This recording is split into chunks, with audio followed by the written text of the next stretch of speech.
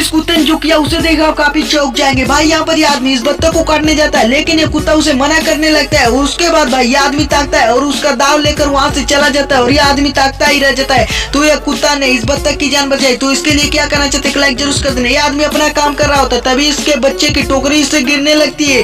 तभी यहाँ पर ये कुत्ता बैठा होता है और भाई दौड़ते हुए जाता है और उसके आगे बैठ जाता है और उस गड़ारी आकर रुक जाती है इस बच्चे की। फिर उसका पिता आकर उस बच्चे को वहां से लेकर चला जाता है। तो भाई इस कुत्ते के लिए आप क्या करना चाहते हो, लास्ट में जो इस कुत्ते ने किया उसे देखकर आप काफी चौंक जाएंगे। भाई यहाँ पर यह गरीब आदमी भाई इस ठेले को खींच रहा होता है, तभी यहाँ से कुत्ता दौड़ते हुए जाता है और उस ठेले को भाई ढेलने लगता है पीछे से। तो आप इस कुत्ते के लिए कमेंट जरूर कर देना और भाई वीडियो को अभी तक लाइक नहीं और चैनल को सब्सक्राइब नहीं किया तो प्लीज कर देना यार।